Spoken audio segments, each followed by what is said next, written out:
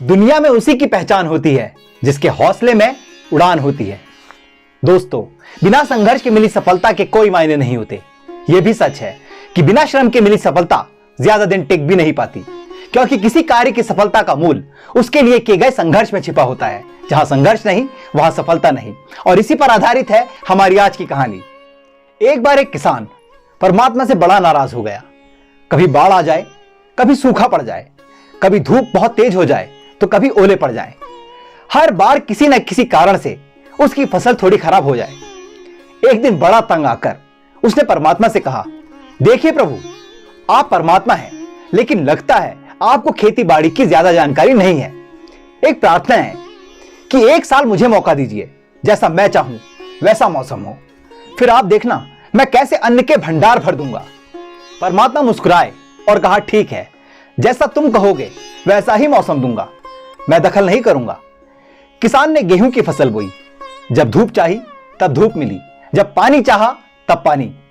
तेज धूप, ओले, बाढ़, आंधी तो उसने आने ही नहीं दिए। समय के साथ फसल बड़ी हुई और किसान की खुशी भी, क्योंकि ऐसी फसल तो आज तक हुई नहीं थी।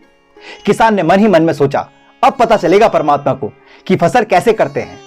बेकार ही इतने बरस किसानों को परेशान करते रहे।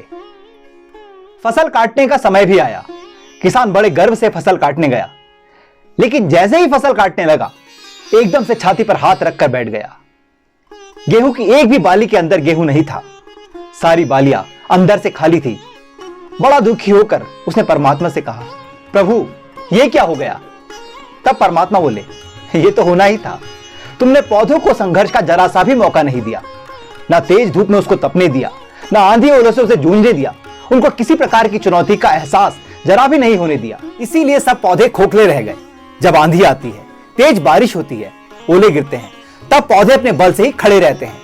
वो अपना अस्तित्व बचाने का संघर्ष करते हैं, और इस संघर्ष से जो बल पैदा होता है वही उसे शक्ति देता है, ऊर्जा देता है, उसकी जीवटता को उभारता है। सोने को भी कुंदन बनने के लिए आग में तपने, हथौड़े से पिटने और गलने जैसी चुनौतियों से गुजरना पड़ता है, तभी उसकी स्वर्णिम आभा उभरती है और उसे अनमोल बनाती है। उसी तरह जिंदगी में भी अगर संघर्ष ना हो, चुनौती ना हो, तो आदमी खोखला ही रह जाता है। उसके अंदर कोई गुण नहीं आ पाता। ये चुनौतियां ही हैं जो आदमी रूपी तलवार को धार देती हैं, उसे मजबूत और प्रखर बनाती हैं। अगर प्रतिभाशाली बनना है तो चुनौतियां तो स्वीकार करनी ही पड़ेंगी, अन्यथा हम खोखले ही रह जाएंगे।